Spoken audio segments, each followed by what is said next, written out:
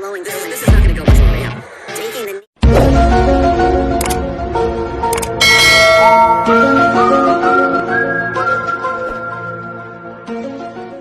Here's the hook. Here's the key. We know the big pine puncher from the Philippines, Jerwin Angcajas, a former 115-pound world champion. He hasn't fought since losing his title to Fernando Martinez, lost back-to-back upset defeats. Martinez will be back later this evening against Angcajas' teammate and training partner, Jade Bornea. We'll have more on that coming up. But here's Angcajas. I don't know if you want to call it Luke staying busy. He's moving up 2 weight divisions. That's only 7 pounds at this point, but we know how big a gap that can be there in the smaller weight classes. And his opponent is Colombia's Wilner Soto, who brings a 22-12 record into this one. Look, you've seen Jerwin Angcajas many times, the southpaw, promoted by Manny Pacquiao. He's got, speed and explosion that we come to expect from Filipino fighters. Never a bad time watching this guy put on the gloves and get after it. No, I mean, and for many, many reasons, not least of which is activity. He is constantly moving, constantly jabbing, constantly working. So far here, he's taking his time a little bit, but I think obviously as the rounds continue, we're going to see him really begin to pour it on. It's his first fight in 8 months since the consecutive defeats to Fernando Martinez. Those were 8 months apart from each other in 2022. But moving up 2 weight classes to stay busy, it is part of a plan for Angcajas. According to Manny Pacquiao Promotions President Sean Gibbons, they told Ring Magazine this week, if Angcajas gets past Soto tonight, the plan for him is to move back down to 115 and challenge Takuma Inoue for the WBA bantamweight title in Japan. Sorry, that would be down 1 division, down to 118. Right. Inoue, of course, the younger brother of pound-for-pound king and 3-division champion Naoya Inoue. But big business here for Angcajas, whether it's the ideal of maybe chasing a 3rd chance at Martinez, although he has had trouble making weight at 115. It's been a struggle. Or coming back for a title at 118. Let's see how he looks here tonight. Boy, already Angcajas, or again, pronounce it however you prefer, but he is already landing like a sniper on Soto. Uppercut to the body as he began to distance close, and then he had landed a right hook around the gloves as well. Angcajas in the white and red trunks. His opponent in green is Wilner Soto, goes by the nickname of Wilbur, the 32-year-old from Canalete, Colombia. Luke, you frequented that South American nation often. Have you crossed paths with his hometown? I have not. I've been to Colombia many times in the last 10 years. I have never been to Canalete, no. Big overhand left there from Angcajas. Like Venezuela, by the way, most of the boxing in Colombia is on the coast. Sure. So I'm guessing this is probably somewhere relatively close to that. Big body shot from Angcajas there. Looked like Soto felt that one. Final seconds of round 1 to see where he's at. We enter round 2 here for Angcajas. Title hopes in his future at 118. Can he deal with the punching of Soto, who himself, Luke, does enter on a 6-fight losing skid? Yeah, he is... Soto is rhythm stepping a lot, which means he's bringing his feet together before going back out, almost like a reset. And that just makes you significantly easier to time. Coach Barry Robinson, coined the term rhythm step. So he's a heck of a follow on Instagram, as Coach Robinson. Sure is. Has a keen eye for all things boxing and mixed martial arts. The slow start here to round 2 in this 122-pound bout. Soto having a real hard time, BC, trying to figure out how to get inside. Every time he's tried thus far, he's getting picked apart, just like that. Just like that. Left straight to the body, right hook.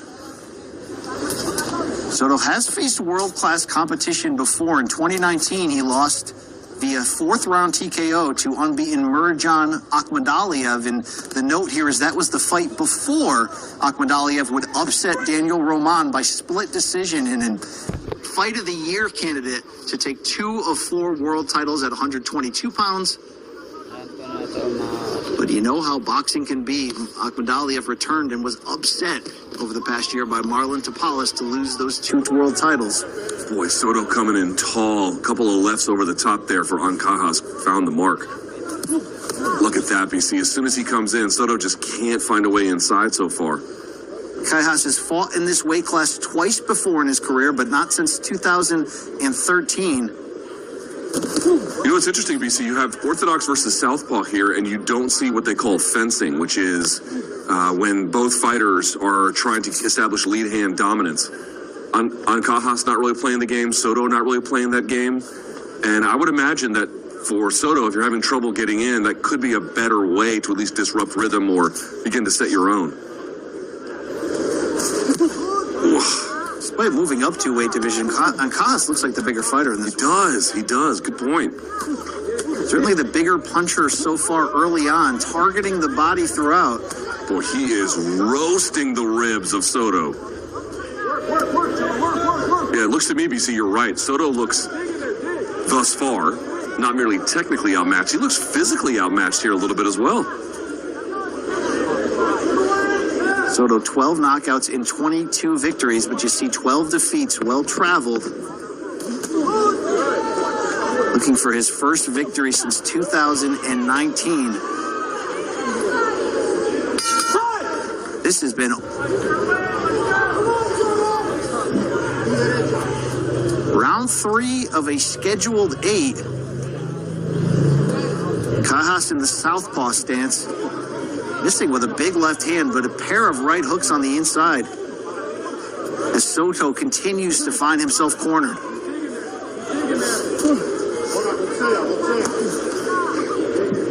Round 2 began a little bit slow. We're seeing Angcajas step on the gas a bit.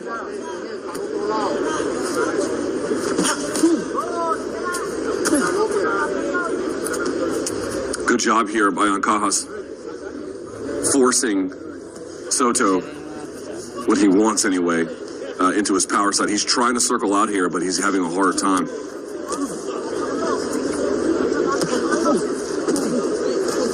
Angcajas currently ranked number 8 in the WBA at 118 pounds. Yeah, you can see here Angcajas really corralling Soto at this point. Not headhunting, though. Looking almost to use the jab as a setup for these left crosses to the body.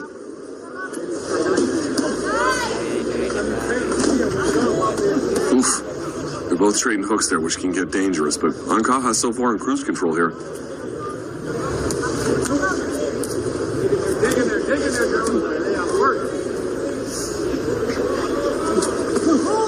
Yeah, also just in terms of physical strength when they lock up, that's one thing, but the punching power seems to be a discrepancy there as well. Soto just not really able to hurt Angcajas even when he can land, which is infrequent already. Yeah, this continues to be a one-sided shootout here for Angcajas, picking apart mostly the body. Some good clean headshots here along the ropes.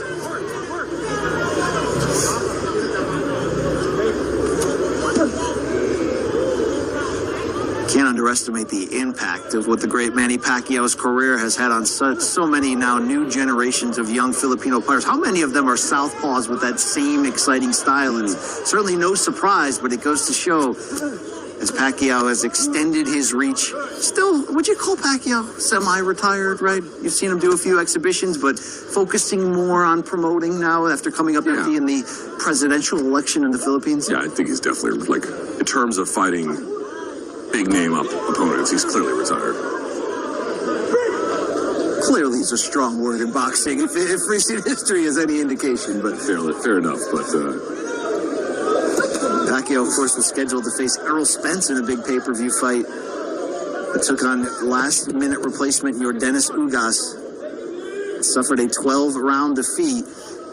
And, of course, was heading into election season for the former Senator Batang Thomas. There it is. Round 4.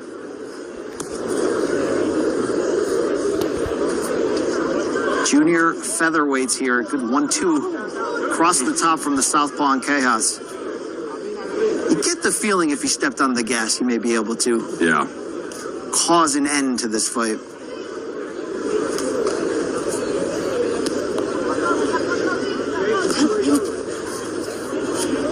Angcajas certainly world-class.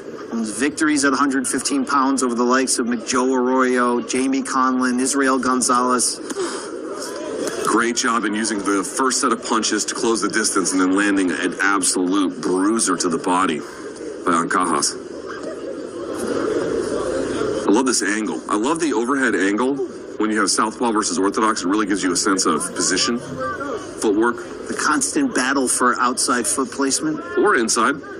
People always think in these positions you always want outside. You don't necessarily.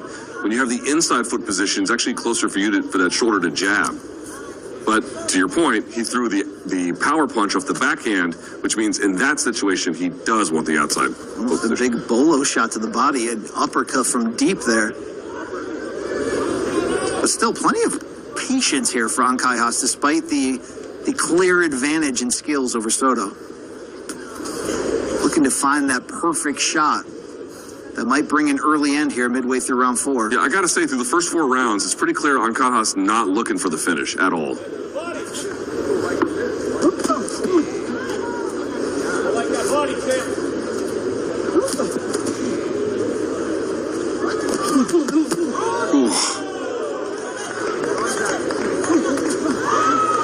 Boy, as soon as I'm just jinxing all of the fights in the best way, I suppose. Big left cross from Angcajas. Down goes Soto in round 4. It felt inevitable. It's a fast count from that ref. Referee Charlie Fitch giving him the standing 8 count here and continuing the action. It might not last much longer. They're going to stop this. Big left hands from Angcajas. Goes to the body. Soto fighting back. Looked like he was going to hold for a second. Finally gets the clinch to stop the action. 30 seconds is an eternity in circumstances like this. Oof. Big left hand hits the mark. Can Angcajas build upon the knockdown this round?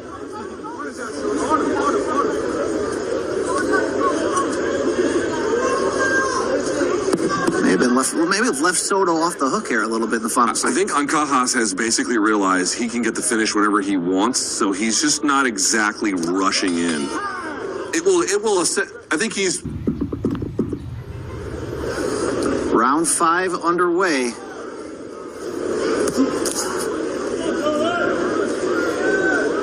Angcajas looking to shake off 8 months of inactivity from the pair of defeats to now world champion Fernando Martinez at 115 pounds. It was never an easy weight cut for Angcajas in recent years. Now the talk is about a reinvention at 118. If he could stay on the path to victory here against Soto.